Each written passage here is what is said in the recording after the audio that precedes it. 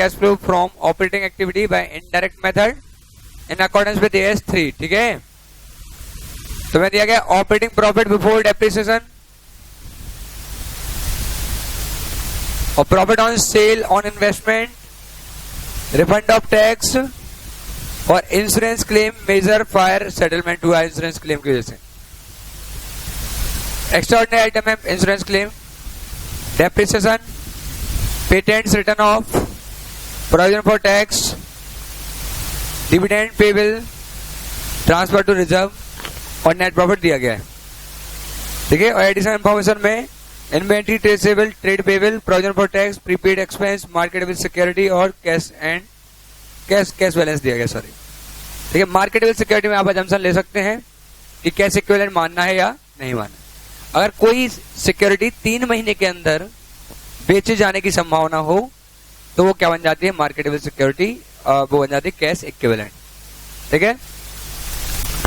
तो उस पर कोई आंसर में चेंज नहीं आएगा, उससे जो मानना चाहो मान सकते हो। और उसकी हाँ ऑपरेटिंग में मैं समझा नहीं, शायद तुम ऐसा बोले कि ऑपरेटिंग ही करना है तो उसकी जरूरत ही नहीं पड़ेगी।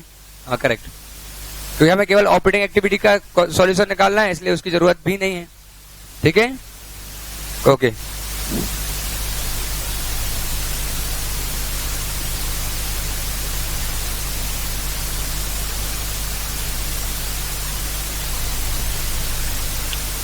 ठीक है, शुरू करते हैं।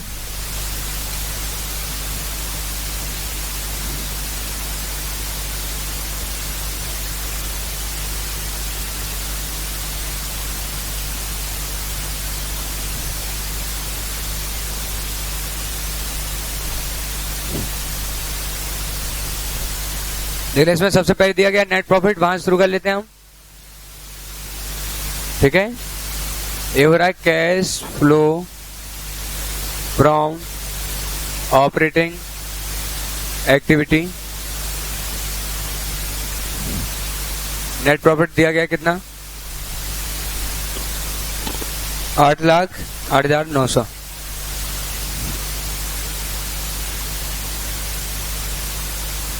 ठीक है। अब क्वेश्चन को हम करते जाते हैं स्टेप वाइज।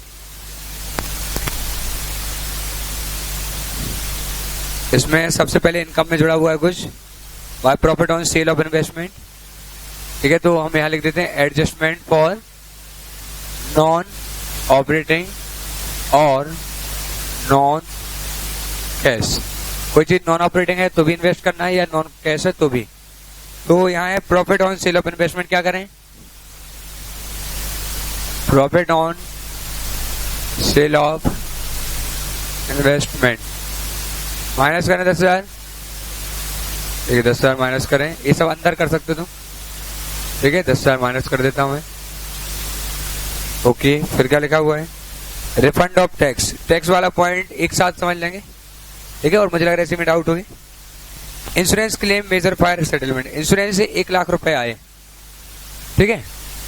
तो ये एक्स्ट्राऑर्डिनरी आइटम है, जुड़ा हुआ है। अच्छा, ये कौन सी एक्टिविटी में जाना चाहिए था, ऑपरेटिंग में ही आएगा, क्योंकि जो किसी एक्टिविटी में नहीं आएगा इसी में आएगा। लेकिन इसको हम एक बार माइनस करेंगे और फिर लिखेंगे हम cash flow before extraordinary item, फिर एक बार प्लस कर देंगे तो आ जाएगा cash flow after extraordinary item. हमें ये बताना है कि अगर ये एक्स्ट्राऑर्डिनरी पैसा ना आया होता तो ऑर्डिनरी एक्टिविटी से कितना पैसा आया होता और इसके आने की वजह से कितना पैसा आया, ठीक है। तो इसका हम ट्रीटमेंट करेंगे, तो इसको हम एक बार माइनस कर देंगे, माइनस करेंगे एक्स्ट्राऑर्डिनरी आइटम, जो जुड़ा हुआ है इसलिए माइनस हो रहा है, हटा हुआ होता तो प्लस होता। हम क्या कर रहे हैं, इसका इफेक्ट हटा रहे हैं और फिर हम इसका इफेक्ट देंगे, ठीक है। हम इसका इफेक्ट हटा रहे हैं, इसके बाद हम इसका इफेक्ट देंगे दोबारा से। तो माइनस कर देना है हमें एक्स्ट्रा ऑर्डिनरी आइटम को, कितना है ये, 1,00,000 है, जिसको माइनस कर देंगे तो आ जाएगा कैश फ्लो आफ्टर नहीं, ये आ जाएगा before, extra ordinary item include होने के पहले का कैश फ्लो, तो यहां जाएगा, तो बाद में हम प्लस कर देंगे, ठीक है। इसको तो इसको यहां भी दिखा सकते हो, एक्स्ट्रा ऑर्डिनरी आइटम को हटा दो, बाद में ऐड कर दो। मैं समझना ध्यान से, क्या P&L में जुड़ा हुआ है 1 लाख? हाँ, तो हटा दोगे तो फिर नहीं जुड़ा होगा। फिर कहाँ जुड़ना चाहिए? ऑपरेटिंग में ही, क्योंकि फाइनेंसिंग है नहीं और इन्वेस्टिंग है नहीं, और मैंने बताया था शुरुआत में जो कुछ नहीं है वो ऑपरेटिंग है, इसलिए वापस से क्या हो जाएगा, इसी में जुड़ जाएगा। बस तुम्हें बाइफरकेशन इसलिए दिखाना है ताकि पता चले कि एक्स्ट्रा ऑर्डिनरी आइटम ना होता तो कितना कैश आता, और एक्स्ट्रा ऑर्डिनरी आइटम के होने की वजह से कितना कैश आया है। ठीक है, तो तुम उसको हटा के और वापस से तुम्हें क्या कर देना है, एक बार और ऐड कर देना है। क्लियर है क्या ये तुम्हें?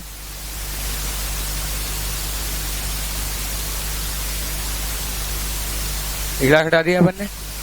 ओके, रिफंड ऑफ टैक्स का हमने कुछ नहीं किया, बस एक चीज है जिसका अभी तक हमने कुछ नहीं किया, और देख लेते हैं। डेप्रिसिएशन हटा हुआ है, कोई डेप्रिसिएशन का अकाउंट तो नहीं नीचे प्रोविजन फॉर डेप्रिसिएशन नाम से? नहीं, डेप्रिसिएशन हटा हुआ है तो क्या कर दें, एड बैक कर दें, प्लस कर दें डेप्रिसिएशन कितना, 86,700 प्लस कर दें। अगला पॉइंट क्या है उसमें, पेटेंट राइट ऑफ करें, क्या करें, कुछ भी राइट ऑफ करें, गुडविल का समझाया था मैंने। पेटेंट राइट ऑफ मतलब डेप्रिसिएशन, ठीक है। पेटेंट रिटर्न ऑफ कर दिए कितने के, तो उसको भी प्लस कर देंगे, ठीक है। और फिर प्रोविजन फॉर टैक्स 1/25 का, तो हम टैक्स का अकाउंट बना लेते हैं, ठीक है। प्रोविजन फॉर टैक्स ओपनिंग कितना, 1 लाख, और भी था 700, और क्लोजिंग 1,25,000, ठीक है। लिख लिया हमने प्रोविजन फॉर टैक्स। इस बार कितना बनाया गया, और 1,25,000, बातें खत्म हो गई। इस बार P&L एप्रोप्रिएशन से बनाया गया, P&L अकाउंट से बनाया गया 1/25। इसका ये मतलब हुआ कि ये वाला पे हो गया, और रिफंड का भी ट्रीटमेंट समझाऊंगा, है ना, वेट करना। ए पे हो गया 1,18,775। रिफंड का ट्रीटमेंट समझाऊंगा एंड में, ठीक है, इस क्वेश्चन के। तो यहाँ ऐसा हो गया, तो प्लस कर देंगे यहाँ पे हम प्रोविजन फॉर टैक्स कितना बनाया इस बार, 1,25,000, ठीक है। तो ये हो जाएगा 33,900, ठीक है, 933,900, यही हो जाएगा। फिर लिखा डिविडेंड पेबल, ठीक है, और नीचे भी डिविडेंड की इन्फॉर्मेशन है क्या, ठीक है। तो डिविडेंड हटना चाहिए क्या, कौन सी एक्टिविटी से माइनस होता है, यहाँ से हटा हुआ है, तो क्या करते हैं, प्लस। वैसे मैंने बोला था कि नेट प्रॉफिट में प्लस नहीं होता, लेकिन ये क्वेश्चन तुम्हारे सामने है और उन्होंने माइनस किया है, इसीलिए हम प्लस कर रहे हैं, है ना। बातों को ऐसे मत पकड़ना। अगर कुछ ना कहा जाता तो नेट प्रॉफिट निकलते तक डिविडेंड माइनस होता नहीं है, नहीं होता है माइनस, लेकिन उन्होंने किया है, दिखा रहे हैं वो कि डिविडेंड हमने हटाया है। अब हटाया है और ऑपरेटिंग से हटता नहीं है, इसलिए हम क्या कर देंगे, प्लस करेंगे। तो इसको रटना मत किया डिविडेंड तो नेट प्रॉफिट में, ऐसा नहीं, हटा हुआ है इसलिए हम जोड़ रहे हैं। नॉर्मली हटा नहीं होता है, नेट प्रॉफिट निकालते तक डिविडेंड हटा हुआ नहीं होता, ठीक है। यहाँ जोड़ देना है तुमने, सही है, अच्छा किया। तो डिविडेंड जोड़ देना है, ठीक है। और चूंकि बैलेंस शीट में डिविडेंड नहीं दिखाई दे रहा है, इसका सीधा मतलब ये होता है कि डिविडेंड पे हो गया होगा। तो कहां से माइनस होगा, फाइनेंसिंग से, क्योंकि डिविडेंड P&L से निकाला गया और बैलेंस शीट तक पहुंचा नहीं, तो कहां गया, बट गया, है ना। अगर ना बढ़ता तो बैलेंस शीट में दिखता। तो अभी खैर हमें उससे फर्क नहीं पड़ा, कितना जोड़ दें, 72,000। और ये सच में यहाँ जोड़ना, मैंने क्वेश्चन देखा ही नहीं था तो मैं जगह छोड़ता हूँ, ठीक है। तो यहाँ जोड़ना, नेट प्रॉफिट जो दिया गया है उसमें डिविडेंड जोड़ना, प्रोविजन फॉर टैक्स जोड़ना, तो आएगा profit before provision for tax, ठीक है। ओके, अगला ट्रांसफर टू रिजर्व, ये भी माइनस नहीं होता है, लेकिन ये लोग कर चुके हैं, ठीक है, इसलिए हम इसको भी क्या कर देंगे, ऐड कर देंगे और वो भी यहीं करेंगे। तो ट्रांसफर टू रिजर्व 87,000, ठीक है, क्योंकि इसमें पैसा नहीं जाता ऐसा है, ठीक है। अब इन्वेंट्री क्या हो रही है, 120 से 160 हो रही है, इन्वेंट्री बढ़ रही है, मतलब हमने क्या की होगी, खरीदी होगी, कितने की, 40,000 की, ठीक है, तो पैसा गया होगा। तो ये आ जाएगा cash flow before working capital changes, ये जो भी आएगा वो लिख लेंगे हम। और यहाँ वर्किंग कैपिटल चेंजेस में लिख रहे हैं हम इन्वेंट्री, इन्वेंट्री क्या हो रही है, बढ़ गई, ठीक है, बढ़ गई तो क्या करेंगे, माइनस कितने से, 40 से। कर लेंगे कैलकुलेट बाद में, एक बार कैलकुलेट उठाएंगे बस।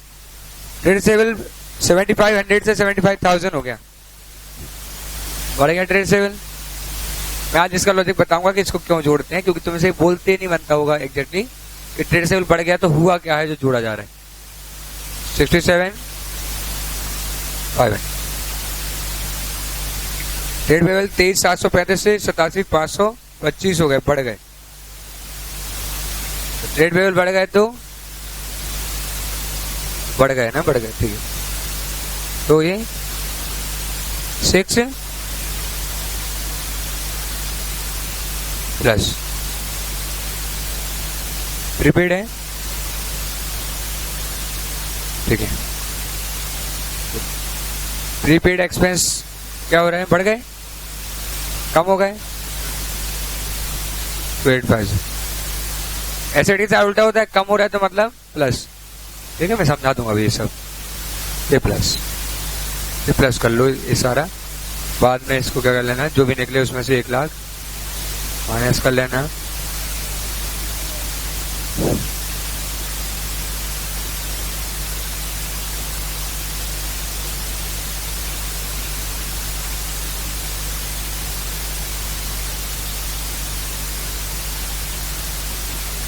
हो जाएगा कैश फ्लो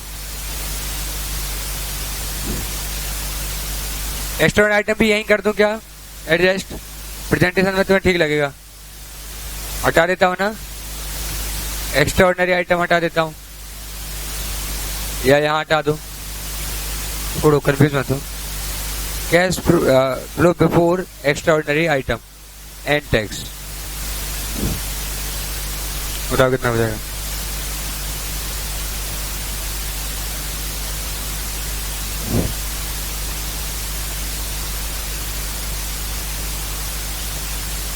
रिफंड का किए नहीं, कुछ भूल ही गए थे, ठीक है, ठीक है, रुक जाओ, कैलकुलेशन मत करो, मैं अमाउंट लिख देता हूँ, मतलब लाइन लिख देता हूँ। यहाँ cash flow before extra ordinary item and tax, उसमें से हटा देंगे एक्स्ट्रा ऑर्डिनरी आइटम जो भी होगा, ठीक है, तो ये आ जाएगा कैश फ्लो, नहीं,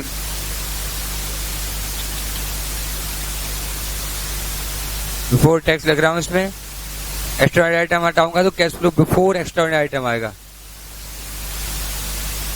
अब इसमें से 2 चीजें हटानी, टैक्स और एक्स्ट्रा ऑर्डिनरी आइटम, क्या हो जाएगा, प्लस होगा। हाँ, अब शो करेंगे ना, अब करना पड़ेगा ना, एक यहां से क्या हटेगा, टैक्स पेड, और क्या प्लस होगा, एक्स्ट्रा ऑर्डिनरी आइटम, तो अपना आंसर आ जाएगा। हाँ, रिफंड का पूरी, रिफंड के लिए तो बस कैलकुलेशन रोक दिए बने, रिफंड समझा देता हूँ, बस उसके बाद कैलकुलेट कर लेना अमाउंट फिल करके, क्योंकि उससे पैसा आया अपने पास 1 लाख। हाँ, माइनस हो गया तो पैसा जो आया था वो हटा दिया हमने, लेकिन पैसा सच में आया इसलिए हमें वापस से जोड़ना है। देखो, पैसा आया है एक्स्ट्रा ऑर्डिनरी आइटम से, हमें कैश फ्लो दिखाना पड़ेगा before extra ordinary item and after extra ordinary item. इसे हमने पहले हटा दिया कि इसका कोई असर ना होता तो कितना पैसा आता, और इसकी वजह से 1 लाख आया तो अब टोटल कितना पैसा आया। केवल प्रेजेंटेशन के लिए ऐसा हो रहा है, अदरवाइज कुछ ना होता, कुछ भी ना होता अदरवाइज।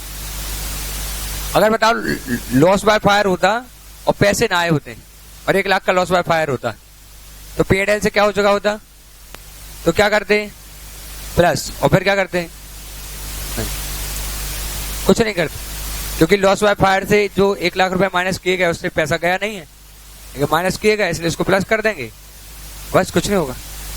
तो तुम्हें नेचर समझना है थोड़ा सा कि हो क्या रहा है। यहाँ पे पैसे आए और तुमने प्लस कर दिए, तो हमें बस दिखाना था कि अगर एक्स्ट्रा आइटम ना होता तो कितना पैसा आया होता। तो जो प्लस है उसको हमने हटा दिया, तो बता रहे अगर 1 लाख ना आए होते तो इतना आया होता, और 1 लाख और आया इसलिए इतना आया है। तो cash flow before extra item और cash flow after extra item. तो बिफोर दिखाने के लिए जो ऑलरेडी जुड़ा था उसको हमने हटाया, ताकि वो जाए कैश फ्लो अगर कोई एक्स्ट्रा आइटम ना होता। फिर हमने एक्स्ट्रा आइटम को जोड़ा, फिर दिखाया हमने कि कितना हो रहा है। क्योंकि वो जुड़ा हुआ है इसलिए हम हटा रहे हैं, नहीं तो हम केवल जोड़ते।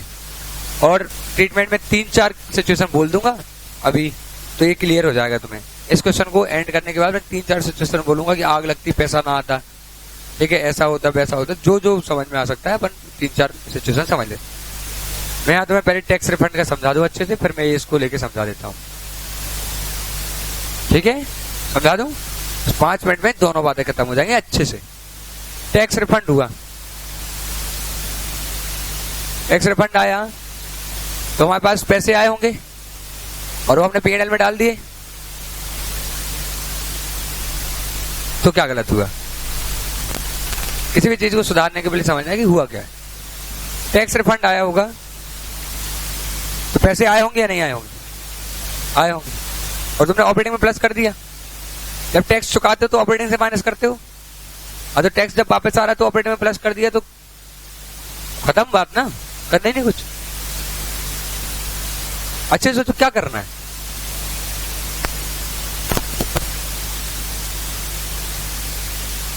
मतलब कुछ ज्यादा मत सोचो, नॉर्मल तरीके से सोचो। टैक्स चुकाओगे तो ऑपरेटिंग से क्या होगा? टैक्स वापस आएगा तो क्या होगा? प्लस होगा, और वो प्लस हो चुका है, हो चुका है या होना है?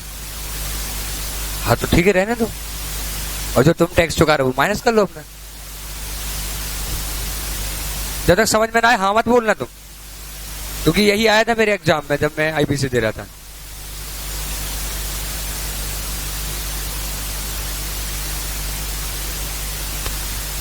हाँ,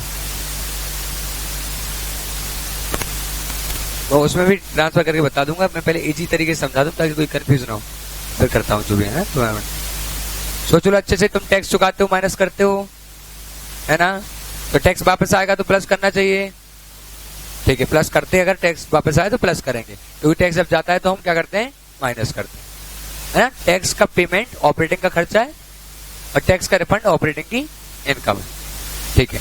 तो रिफंड आया और उन्होंने प्लस कर दिया, हमें प्लस करना था, अब जबरदस्ती में थोड़ी कुछ ना कुछ करना है, हो गया ना जो करना था। और तुम अपना काम करो, जो टैक्स तुमने चुकाया है वो माइनस कर दो, और जो उन्होंने माइनस किया था प्रोविजन फॉर टैक्स, रिफंड का हो गया ट्रीटमेंट। जो होना था वही हुआ, वही हुआ ना जो होना था।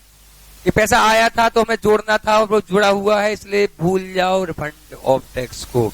जो होना चाहिए था वो हो चुका है, अब उसको मिक्स मत करो। अब नॉर्मल टैक्स का क्या होना था? प्रोविजन माइनस हो जाता है तो प्रोविजन हमने जोड़ दिया, और जो टैक्स पे होता है उसको हम क्या करेंगे? माइनस करेंगे। कितना टैक्स पे किया हमने? 1,18,775। मैं जल्दी जल्दी नहीं बोलूंगा, मैं तो एनफ टाइम दूंगा सोचने का कि क्या हम सही कर भी रहे हैं, ठीक है। बस मैं एक रास्ता दिखा रहा हूं कि तुम इस तरीके से सोचना शुरू करो।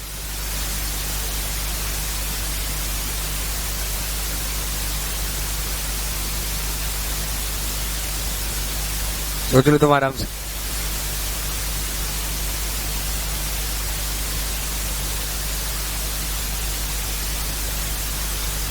मुझे नहीं पता किताब ने अभी कैसा किया है, अगर किताब ने कुछ और किया होगा तो अपन उस एंगल से डिस्कस कर देंगे। नहीं मतलब आंसर तो यही होना चाहिए। ट्रीटमेंट का मेथड चेंज हुआ हो सकता है, कॉन्सेप्ट तो यही है, कॉन्सेप्ट थोड़ी चेंज कर देंगे।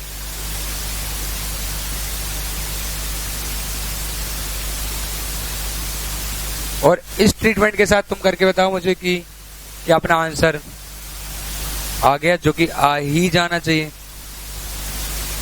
आना ही चाहिए, मतलब आना ही चाहिए। कॉन्सेप्चुअली कोई इशू ही नहीं है ना, आना चाहिए। टैक्स पे कर रहे हैं माइनस कर रहे हैं, टैक्स वापस आ रहा है प्लस कर रहे हैं, क्या हो रहा है? ये 1 लाख प्लस हुआ है ना। कितना आ रहा है?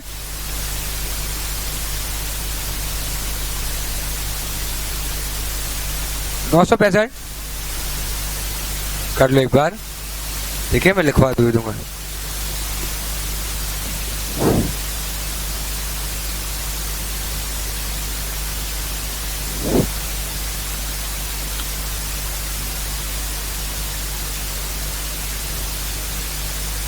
हाँ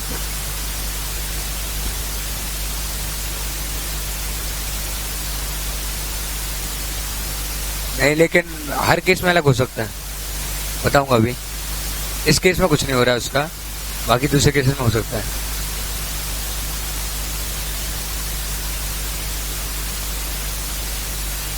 हाँ, रिफंड अलग से आया, टैक्स पे अलग से हुआ है।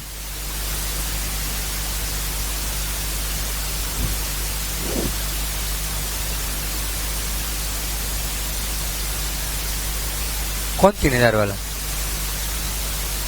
उसको कुछ नहीं होगा ना, वही तो बोल रहा हूँ मैं। पैसा वापस आया तो ऑपरेटिंग की इनकम हो जाएगी। जब आप टैक्स पे करते हो तो माइनस करते हो, तो टैक्स मिलेगा तो प्लस करोगे। वो P&L में उन्होंने डाल दिया है, मतलब प्लस हो गया, इसलिए कुछ नहीं।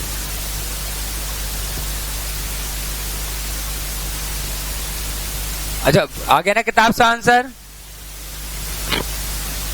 दबी दबी आवाज में नहीं आया होगा तो गलती कहीं और है, वहां नहीं।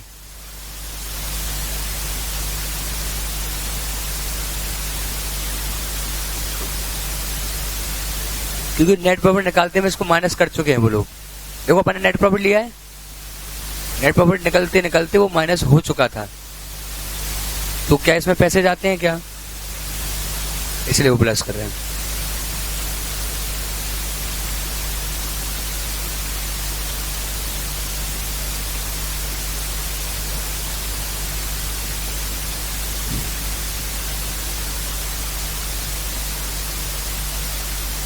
वो तो इन्वेस्टिंग एक्टिविटी में आएगा ना।